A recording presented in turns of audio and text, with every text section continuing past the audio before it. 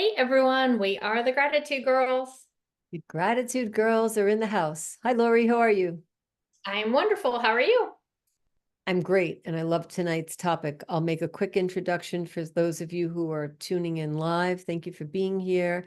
My name is Catherine Asaro Myers, affectionately known as RaRa, and I'm live streaming to you tonight from beautiful Niagara-on-the-Lake, Ontario, Canada. And I'm here with my amazing partner. I am Lori Radecki and I am outside Nashville, Tennessee. We are the Gratitude Girls. We're here tonight to provide you with a very, very fun topic. We think it's fun. I don't know what you're going to think. We're going to be here for 10 minutes. So stay tuned. Don't go anywhere or grab your tea, go get it and hurry up, come back. We're going to talk to you about time management tonight. This is one of my favorite topics, Lori. I work around the clock with bells and whistles. I use my intuition, and sometimes without anything, I know what time it is. I know it's time to get up and move. So let's see if we can talk about some specifics that went on during the course of the week with our coaching and training with our clients and ambassadors. What are some of the issues that are coming up with time management in the world today? We're international, right? We talk to people all over the world on different time zones. We speak to people on lives, and we go into groups, we host events. What's happening with time management? Is it in control or out of control? Well, I know with you and I, it's in control because we are both very, very, very OCD on it. But I know with a lot of people, that's it exactly from the coaching and training we've been doing this last week. It seems like that has been the number one topic that people have said. And even some of our clients that come into the room late because they simply didn't put the timer on, You know, right? Like we have these tools, we have this technology, but so many people still don't use it. it's funny that you said that because I find myself at least 50% of the time sending a very polite message. I'm here because I don't want someone to think I wouldn't do that. What it takes to be in a room and to remind someone to be present and to give them a link in case they don't have it. That's like revving up from, 50 to 100 or 100 to 150, because we have to do our job and then meet that person where they are to sort of help them get in the room.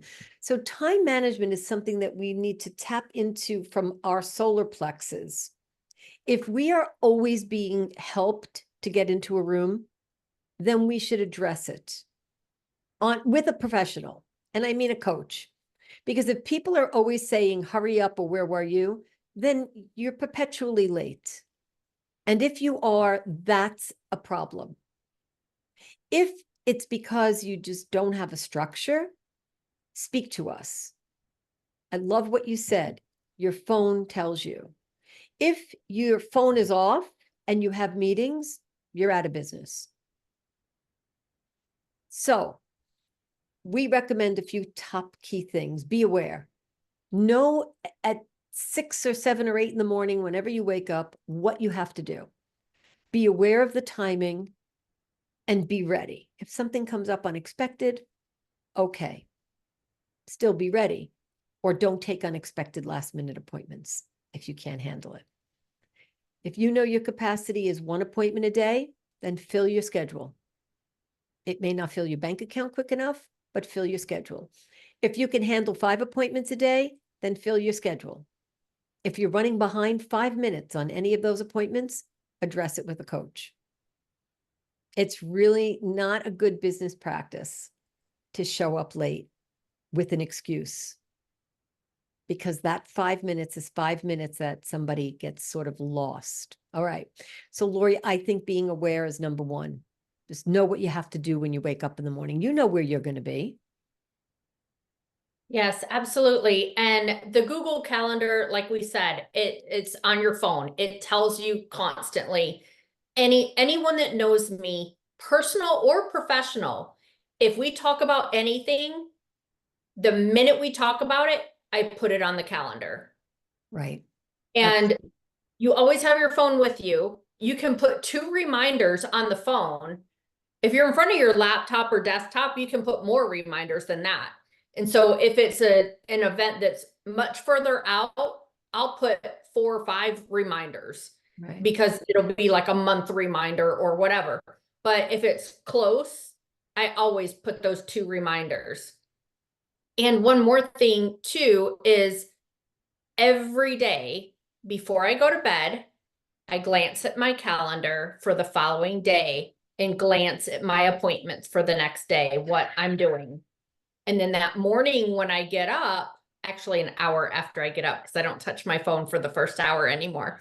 But after that hour, the first thing I do is I check my phone and I check my calendar to just remind me again, because we forget, right? We forget things. So just check it to go through so you know exactly. And like on Sunday nights with my husband, I go through my calendar and I let him know different things of what we've got going on throughout the week. That's great because you have accountability. So one other thing is, if I love what you talked about using Google, we're iOS users as well. And we're talking about Google Calendar because that's a general calendar you can use. If you have Acuity or Calendly or any type of online booking or Jane or any system, which I do, it sets up reminders. We have a workflow. I have text messaging and email reminders that not only go out to you, they go out to me. So if I'm on a call with someone and we're having a good time and I'm in the middle of my workday, I don't go, gee, I didn't look at the time. I need to look at the time. So if you have an online reservation calendar, there is a workflow for that. If you're not paying attention to your phone, to your workflow, to the tools that you're paying for, there is my calendar reminding me that I have to be somewhere in 9 minutes. And I'm letting the sound stay on because this is the point. The point is it's telling me. And if I didn't listen to that and don't know what I'm doing, then I wouldn't know I have to be somewhere at 9:30. So be aware, use the tools, look at the tools, keep them on. If you make a mistake, you make a mistake. But if you're perpetually late, the last one in the room, or people are asking where you are, then you might want to learn one tool, learn it really well, and see if that gets you through your meetings. And if it's technology that's in the way, go to your stove and set a timer. Do whatever you have to do to be reminded so that you don't have the stigma of being late and not being on time. Because people make a judgment in 4 seconds. 5 seconds. When you're talking for 7 seconds, they've already decided everything about you. So if you're 5 minutes late, the first 7 seconds, they're thinking, where are you? And then when you start talking, you're talking from a defensive position because you're, hello, I'm sorry, I'm late. That's what you get. All right. So Laurie, wrapping this up, I've been late. It happens. When I go late, when I'm late to my yoga class, they close the door. Nothing personal. If you're not 15 minutes early, you're considered late. On the dot, the door is closed. So you pay and you don't get in. So there is no being 5 minutes late. I love that. It really helps me to stay on track because if I'm not 15 minutes early, I know that there's a chance. And I've watched the door be locked. So it may sound hard, it may sound cold, but no one likes to be interrupted because if they set an hour aside, that's the hour they put in for that. All right. And if you're in a group meeting and you show up late and everybody's already talking and you enter the room and say, hi, I'm sorry. Total disruption. It's like opening the oven when you're making a souffle. Don't do it. So Laurie, what's going to happen next week? What are we going to do?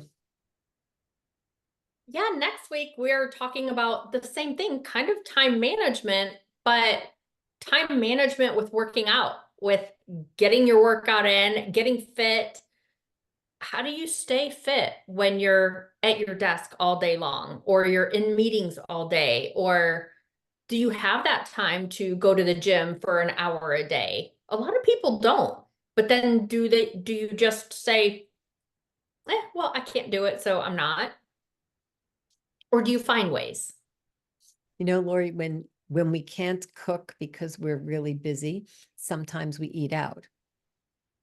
So if we're busy and we don't work out, how do we order that in? We'll talk about that. All right, so how do people get with us? Oh, I love that. You put your thumbs up. And so this is what happens when you show off when you're on an iOS. Oh, look, it does all these different things. It gives you all the love. So what happens? Just hop on with us next week. We're live. Just come to hear us at 9 o'clock. Yeah, absolutely. So every Monday night, gratitudegirls.com or gratitudegirls.com, you can see all and watch all our replays and all our videos and trainings from the last 13 years. Could you imagine? But to see us live, go to facebook.com/gratitudegirls. Make sure to like us there, follow us there, and we will be there each That's week. perfect. Even if you don't have a Facebook account, you can still watch us. So there's no excuse. And we won't know if you're late, but we'll be on time. Absolutely. Thanks everyone for tuning in. Have a great night. Ciao.